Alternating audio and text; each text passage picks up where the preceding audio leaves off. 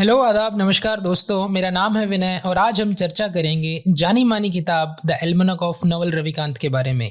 यदि आप भी जीवन में वेल्थ और हैप्पीनेस कमाना चाहते हैं तो इस ऑडियो समरी को अंत तक जरूर सुनिएगा। हालांकि पैसे से खुशियां खरीदी नहीं जा सकती, लेकिन पैसे से आप हर वो चीज खरीद सकते हैं जो आपको खुशियां दे। इसलिए हम कह सकते हैं कि पैसा और खुशियां आपस में कहीं ना कहीं कनेक्टेड है। आज की इस इंटरनेट की दुनिया में पैसे कैसे कमाए जाएं, ये हमें नवल रविकांत के जीवन से सीखना चाहिए। अमीर बनने के लिए आपको चाहिए प्रेजेंस ऑफ माइंड, आजकल के ट्रेंड का नॉलेज और डिटर्मिनेशन।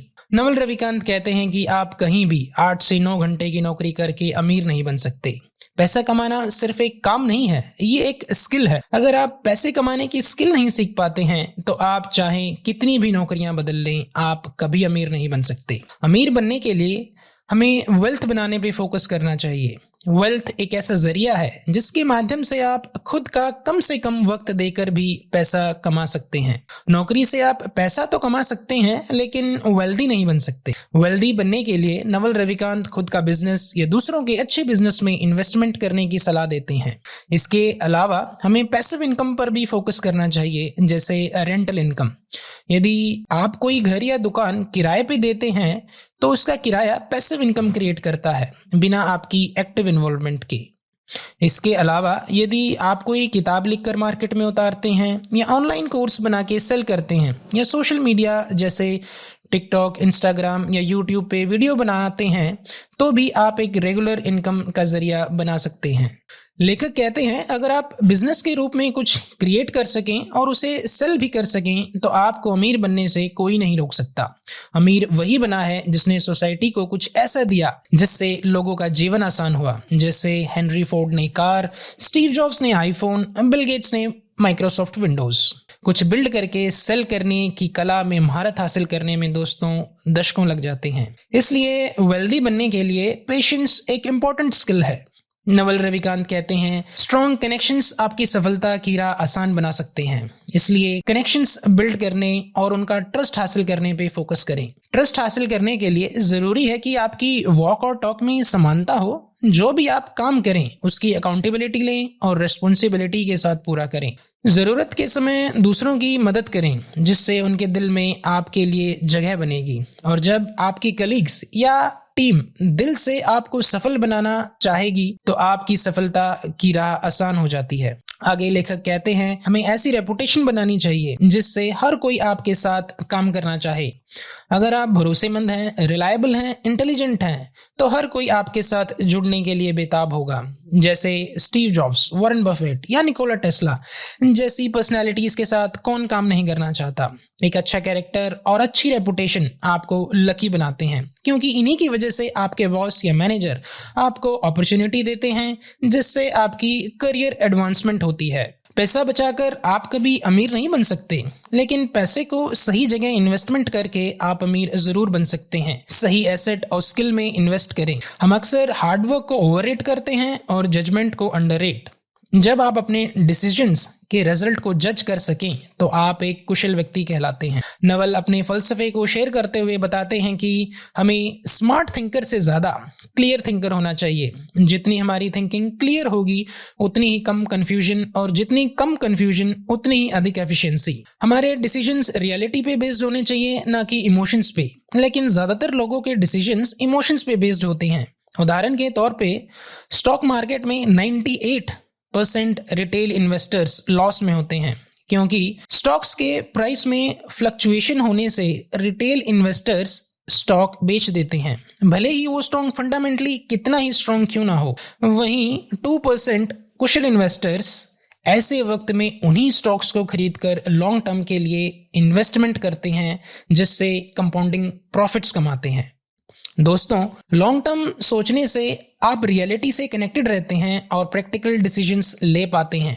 हमें लॉन्ग टर्म गेन के लिए शॉर्ट टर्म पेन से डरना नहीं चाहिए। जैसे डेली जल्दी उठना या वर्कआउट करना आपको शॉर्ट टर्म पेन तो दे सकते हैं, लेकिन लॉन्ग टर्म में इनके फायदे अनमोल हैं, जैसे अच्छी इम्यूनिटी बिल्ड होना, अच्छी स्टेमिना बिल्ड होना, अधिक उम्र तक काम करने में सक्षम रह पाना। अक्सर हमारी दिनचर्या हमारी पहचान बन जाती है, इसलिए समय समय पर ये जरूर एनालाइज करें कि क्या कोई आदत आपको आपके जीवन के लक्ष्य से दूर तो नहीं ले जा रही। आदतें जैसे किताबें पढ़ना, जो आपकी सोच में क्लैरिटी लाती है, इसकी मदद से आप प्रैक्टिकल डिसीजंस ले पाते हैं। वॉरेन बफेट की आदत जैसे क्लास ऑफ एक्टिविटीज को क्रिटिसाइज करना, ना कि किसी पर्टिकुलर इंसान को। इससे वे अपने कलीग्स को ऑफेंड किए बिना ही उन तक डिफिकल्ट बातें पहुंचा देते हैं। ऐसी आदतें हमारे लिए सुपर पावर्स का काम करती हैं। नवल रविकांत का मानना है कि यदि आप कभी किसी डिसीजन को लेकर असमंजस में हो, जैसे कि मुझे ये जॉब करना चाहिए या नहीं, जिसके साथ मुझे बिजनेस करना है वो सही है या नहीं, तो ऐसी सिचुएशंस का सीधा सीधा जवाब ना होगा। डिसीजंस को लेकर जल्दबाजी ना करें, अपनी चॉइसेस और डिसीजंस को लेकर पूरी तरह क्लियर और सर्टन रहें। लेखक बताते हैं कि जिंदगी की 3 सबसे जरूरी चीजें हैं, पैसा, हेल्थ और खुशियां। हमें खुद को इतना सीरियसली नहीं लेना चाहिए और हमेशा खुश रहने की आदत करनी चाहिए, क्योंकि खुश रहना भी एक आदत है और उदास रहना भी। खुश रहना सीखा जाता है, ये कोई नेचुरल सिचुएशन नहीं है। खुशियां अगर नजर ना आए तो उन्हें क्रिएट करें। खुशियों की डेफिनेशन हमारे एज के साथ चेंज होती रहती है। जैसे बचपन में खिलौने हमें खुशियां देते थे, बड़े होने पर महंगा फोन या महंगी कार खुशी दे सकती है, और मैच्योर होने पर किसी का अच्छा बिहेवियर खुशियां देने लगता है। मटेरियलिस्टिक चीजों में खुशियां ढूंढने वाले लोग केवल कुछ पल के लिए ही खुश रह पाते हैं, क्योंकि उनकी ख्वाहिशें दिन प्रतिदिन बढ़ती चली जाती हैं, और अक्सर यही लोग खुशियां न मिलने की शिकायत करते हैं।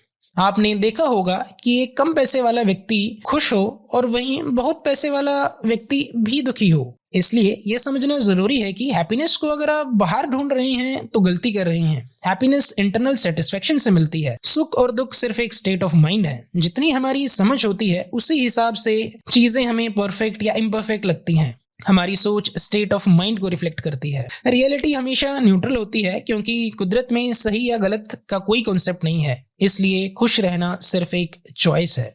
नवल रविकांत अपना विजडम शेयर करते हुए कहते हैं कि ज्यादातर लोग प्रेजेंट को एंजॉय इसलिए नहीं कर पाते क्योंकि या तो वो पास्ट की गलतियों के बारे में सोचते रहते हैं या फ्यूचर की चिंता करते रहते हैं। सस्टेनेबल हैप्पीनेस के लिए आपका दिल और दिमाग शांत होना चाहिए। जो एक्शंस आपको जीवन के टारगेट के करीब लाते हैं उनसे हमें सेटिस्फेक्शन मिलती है।